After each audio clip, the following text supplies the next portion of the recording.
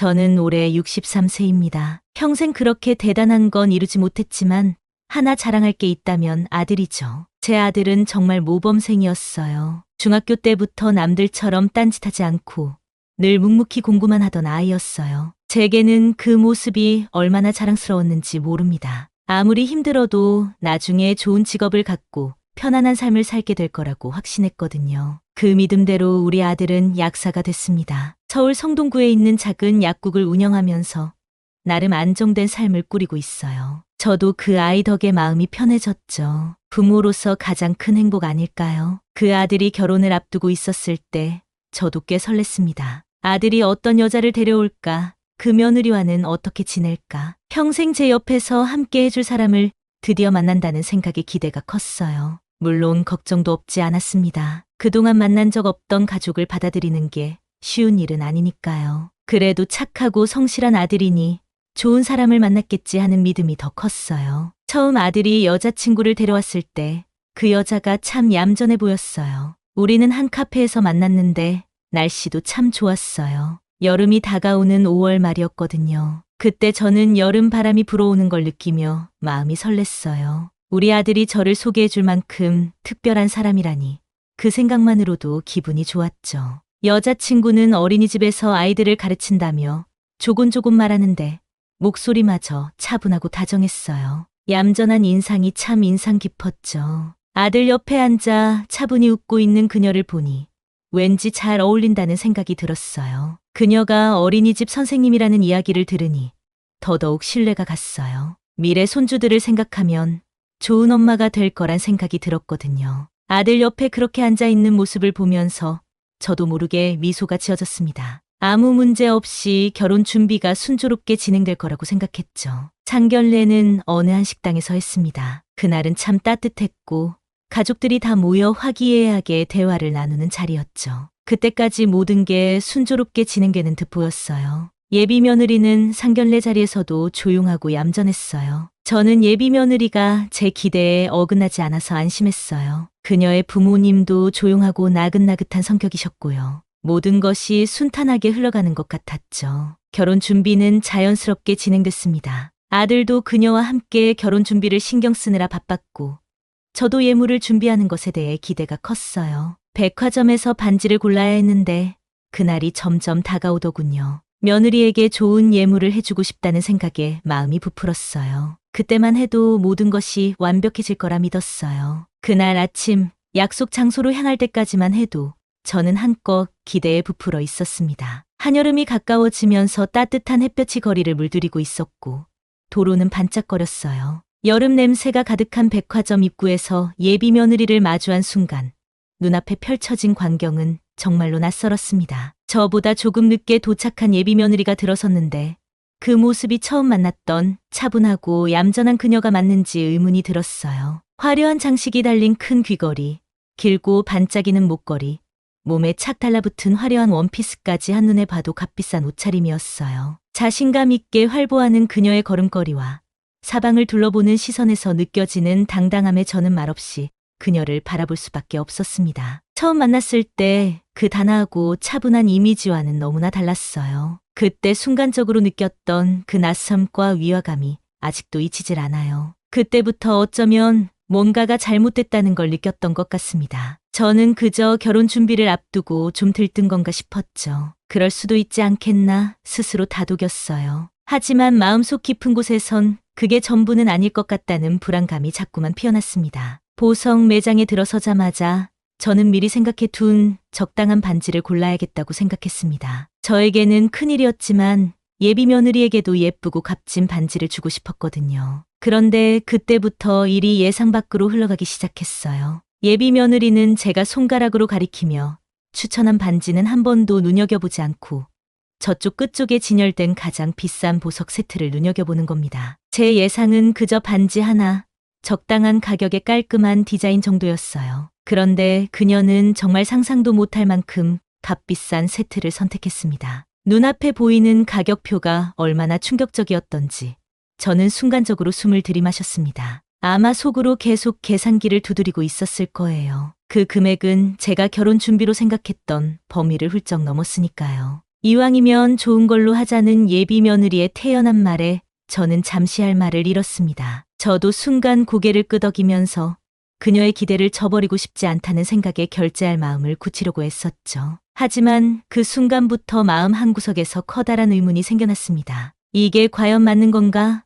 그녀의 기대를 충족시켜주려는 마음과 그 요구가 과연 적절한 것인지에 대한 고민이 계속 머릿속을 떠돌았습니다. 결국 저는 보석 세트를 결제했습니다. 하지만 그 순간이 지나면서 점점 이상한 기분이 들기 시작했어요. 예비 며느리가 보석을 들고는 곧바로 핸드폰을 꺼내 들었습니다. 뭐 하는 걸까 싶었는데 그녀는 즉시 어머니에게 전화를 걸더니 보석을 자랑하기 시작하더군요. 그리고는 친구들에게도 사진을 찍어 보내며 자랑하겠다고 말했습니다. 그 순간 제 마음속에서 더 큰 의문이 들었습니다. 이게 단순한 결혼 준비의 일환이 아니라 그녀의 진짜 모습이 드러난 건 아닐까 하는 생각이요. 보석을 고른 후에도 계속 자랑하고 과시하는 모습을 보면서 저는 무언가 잘못되고 있다는 생각을 확신하게 되었습니다. 그녀는 그렇게 사람들에게 자신이 고른 보석을 자랑했고 그 와중에도 저는 그 자리에 서서 머릿속이 복잡해졌습니다. 이왕이면 좋은 걸로 하자는 말에 담긴 의미가 이제는 단순히 물건에 대한 것이 아니라 그녀의 가치관과 욕망을 보여주는 것 같았어요. 그때부터 저는 마음속으로 이 결혼이 정말 괜찮은 걸까 하는 깊은 의문을 품기 시작했습니다. 그날도 예비 며느리와 백화점에서 함께 시간을 보냈습니다. 쇼핑을 마치고 나오는 길에 그녀가 갑자기 화장품 매장으로 다시 들어가겠다고 하더군요. 이미 거의 다 쓴 화장품을 환불받아야 한다고 했습니다. 저는 그 말을 듣고 약간 어리둥절했어요. 당연히 반품 기간이 지났을 거라고 생각했는데 그녀는 당당하게 매장으로 들어가 직원에게 말을 걸었죠. 직원이 조용히 설명을 했지만 예비 며느리는 그 말을 듣지도 않고 화를 내기 시작했어요. 그녀의 목소리는 점점 커졌고 화가 머리끝까지 난 것처럼 보였습니다. 소리를 높이며 반말로 직원에게 따지기 시작했죠. 제가 옆에서 조용히 말리려고 했지만 그녀는 듣지 않았어요. 그 모습을 보고 저는 한참 동안 말문이 막혔습니다. 이 사람이 제가 알고 있던 그 차분하고 예의 바른 예비 며느리인지 의심이 들었어요. 그건 단순히 결혼 준비로 인한 스트레스라고 하기에는 너무 심각했거든요. 욕심과 무례함이 고스란히 드러난 모습이었죠. 그날 화장품 매장은 꽤 붐볐습니다. 예비 며느리가 점점 소리를 높이자 주변 사람들이 하나둘씩 그쪽을 바라보기 시작했어요. 저도 그 자리에 서서 그 모습을 지켜볼 수밖에 없었습니다. 얼굴이 뜨겁게 달아올랐습니다. 사람들의 시선이 느껴졌고 제가 너무 창피하더군요. 저도 모르게 발끝을 내려다보면서 이 상황이 빨리 끝나길 바랐습니다. 백화점 직원은 난처한 표정을 짓고 있었고 다른 손님들은 예비 며느리를 힐끔거리며 보고 있었습니다. 저는 한쪽에 서서 그녀를 어떻게든 진정시키려고 노력했지만 아무 소용이 없었어요. 오히려 더 화가 나는 것 같았어요. 그 장면이 끝나기까지 시간이 얼마나 길게 느껴졌는지 모릅니다. 마음속에서는 더 큰 의문이 피어났습니다. 이런 사람과 제 아들이 결혼해서 과연 행복할 수 있을까요?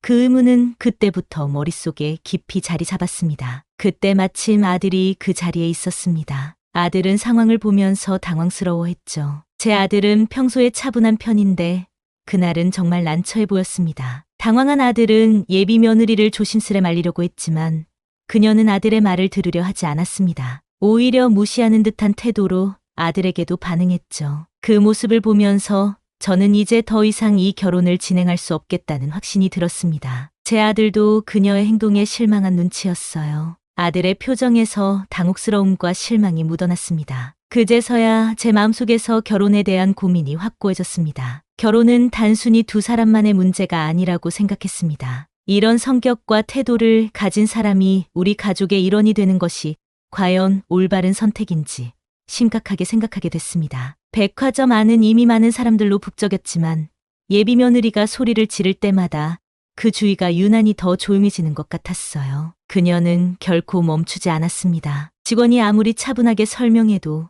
그녀는 더 크게 목소리를 높이며 내 권리를 찾는 거예요. 라고 소리쳤습니다. 그 말에 주변 사람들의 시선이 우리에게 몰려드는 걸 느낄 수 있었어요. 처음에는 그녀가 억울할 수 있겠다고 생각했지만 그 상황에서 제가 느낀 건 불편함과 창피함 뿐이었어요. 사람들은 물론 백화점 직원조차도 당황한 표정으로 뒤로 물러나 있었습니다. 저는 머릿속에서 이게 정말 권리의 문제가 아니라는 생각이 들기 시작했어요. 그녀의 모습은 너무 고집스럽고 뭔가 교양 없이 소리를 질러대는 사람이었어요. 그 순간 속으로 생각했죠. 이건 실수가 아니야. 그녀의 진짜 성격이 이렇게 드러난 거야. 결국 저는 그 자리에 서서 아무 말도 하지 못하고 그저 그녀가 멈추기만을 바랐습니다. 그런데 멈추지 않았어요. 그 순간 저의 눈에 들어온 건 사람들 사이에서 핸드폰을 들고 이 장면을 찍고 있는 누군가였습니다. 그때부터 머릿속이 복잡해졌어요. 영상을 찍고 있다는 사실을 아는 순간 저는 이 상황이 단순히 오늘의 일이 아니라 앞으로도 계속될 거라는 두려움이 몰려왔습니다. 이 영상이 퍼지면 우리 가족이 어떻게 될까? 라는 생각이 스쳐 지나갔습니다. 그녀는 여전히 소리를 질렀고 저는 주변 사람들의 반응을 신경 쓰느라 머리가 복잡해졌습니다. 아들이 이런 사람과 결혼해서 앞으로 평생 이렇게 소란스럽게 살게 되는 거 아닌가? 가슴이 두근거렸습니다. 이런 결혼은 아들에게 좋은 미래를 주지 못할 것 같다는 불안감이 점점 확신으로 변해갔습니다. 그날 집에 돌아오자마자 아들과 마주 앉았습니다. 하루 종일 마음이 복잡해서 잠시라도 쉬고 싶었지만 그럴 수가 없었죠. 아들과 눈을 마주치자 그도 상당히 당황했던 표정을 지어 보였어요. 저는 그날 있었던 일을 차분하게 되짚어가며 아들과 대화를 나누었습니다. 이 결혼 다시 한번 고민해보자는 말을 조심스럽게 꺼냈습니다. 아들도 그 말에 고개를 끄덕이며 예비 며느리의 행동에 크게 실망한 눈치였어요. 결혼 준비로 함께 1시간 동안 보였던 그녀의 무례한 태도, 소란스러운 행동들이 아들의 마음에도 깊게 자리 잡았던 것 같습니다. 아들은 이 결혼 다시 생각해봐야 할 것 같아요 라고 했습니다. 그 말을 들었을 때 저는 더 이상 말리지 않았습니다. 그저 아들이 내리는 결정을 존중할 뿐이었죠. 아들과의 그 대화는 그날 밤 제 마음을 가볍게 해줬습니다. 우리는 무언가를 잃은 기분이 들지 않았어요. 오히려 결혼을 다시 생각하는 것이 서로에게 더 나은 길이라는 확신을 얻게 되었으니까요. 며칠이 지나고 아들은 마침내 결혼을 파혼하기로 결정했습니다. 그날 저녁 집에서 조용히 앉아 아들이 결심을 말할 때 그 표정은 굉장히 단호했어요. 아무리 무겁고 어려운 결정이라 해도 아들은 더 이상 흔들리지 않았습니다. 아들은 짧게 말했지만 그 말 한마디가 얼마나 큰 결정을 의미하는지 알 수 있었죠. 그동안 얼마나 고민했는지, 얼마나 고통스러웠을지 짐작할 수 있었습니다. 예비 며느리 쪽에서는 그 결정을 받아들이기 어려웠겠죠. 파혼 소식이 전해지자 그녀의 가족들이 거세게 반발했습니다. 그들은 저희를 비난했고 그 소식의 분노를 감추지 못했어요. 그동안 쌓여있던 분노와 불만이 터져나왔습니다. 하지만 그 모든 공격에도 아들은 흔들리지 않았습니다. 저도 아들의 결정을 지지했고 이 결혼이 불행을 초래할 것이란 확신이 들었죠. 그때 저는 아들이 얼마나 성숙해졌는지 느꼈습니다. 파혼 소식이 전해지자 예비 며느리 가족들은 저희를 향해 폭언을 퍼부었습니다. 그들의 분노는 상상 이상이었어요. 소리 지르고 손가락질하며 우리를 비난했습니다. 그들이 쏟아낸 상스러운 말들은 듣기조차 힘들 정도였어요. 아들은 그 상황에서도 차분하게 대응하려 했지만 그들의 태도는 너무나 무례했죠. 그 순간 저는 깨달았습니다. 우리가 이 결혼을 그만둔 게 얼마나 다행인지. 그들의 태도에서 더 이상 이 결혼을 진행할 수 없다는 결정을 굳히게 되었습니다. 아들도 그 가족들의 무례함에 충격을 받았고 자신의 결정을 더욱 확고히 하게 됐죠. 그때 저는 더 이상 이 결혼에 미련을 갖지 않았습니다. 파혼 이후 아들과 저는 더 깊은 대화를 나눴습니다. 함께 앉아 그동안 있었던 일들을 되돌아보며 결혼이란 게 얼마나 중요한 결정인지를 다시 생각하게 되었어요. 저는 아들에게 조심스럽게 말했습니다. 다음에는 더 신중하게, 더 많은 시간을 두고 상대를 알아보자. 아들도 그 말에 고개를 끄덕였습니다. 이번 일을 통해 우리는 큰 교훈을 얻었어요. 결혼은 단순히 사랑만으로 결정할 일이 아니라 서로를 충분히 알아가고 가족까지도 생각해야 하는 중요한 선택이라는 걸 깨달았습니다. 앞으로는 더 신중하게 상대를 선택하고 결혼 전에 서로에 대해 깊이 이해하는 과정이 필요하다는 점을 배웠죠. 아들도 그걸 받아들이고 이제는 앞으로 나아갈 준비를 하고 있습니다. 이번 일을 겪으며 저는 겉모습에 속지 말아야 한다는 사실을 깨달았습니다. 처음 예비 며느리를 봤을 때 그 얌전하고 착해 보였던 모습이 얼마나 가식적인지 몰랐어요. 시간이 지나면서 그녀의 진짜 성격이 드러났고 결국 그 본 모습이 얼마나 중요한지 알게 되었죠. 겉으로만 보고 결혼을 서두르는 것이 얼마나 큰 실수였는지 이번 일을 통해 뼈저리게 느꼈습니다. 진정한 사랑은 외모가 아니라 그 사람의 내면에서 나오는 것이라는 교훈을 얻었습니다. 결혼은 단순히 두 사람의 문제만이 아니라 두 가정이 얽히는 큰 문제라는 것을 알게 됐습니다. 서로의 성격뿐만 아니라 그 가족까지도 충분히 알아보아야 한다는 걸 깨달았죠. 예비 며느리와 그녀의 가족이 보였던 무례함과 폭언은 저희가 결혼을 멈추게 된 가장 큰 이유였습니다. 이 일이 아들에게도 큰 교훈이 됐고 아들은 앞으로 더 신중한 결정을 내리게 될 겁니다. 저는 그가 더 나은 결정을 할 수 있도록 언제나 곁에서 지지할 생각입니다. 아들은 아직 젊고 앞으로 더 좋은 인연을 만날 수 있을 겁니다. 이번 일을 계기로 아들은 더 신중해졌고 인생에서 어떤 선택이 중요한지 깨달았어요. 저는 그저 아들이 행복하게 살아가는 모습을 보고 싶습니다. 새로운 시작이 우리 앞에 펼쳐질 거라는 희망을 갖고 있어요. 앞으로 아들의 인생이 더 나아질 것이란 믿음이 생겼고 저는 언제나 아들의 행복을 응원할 겁니다.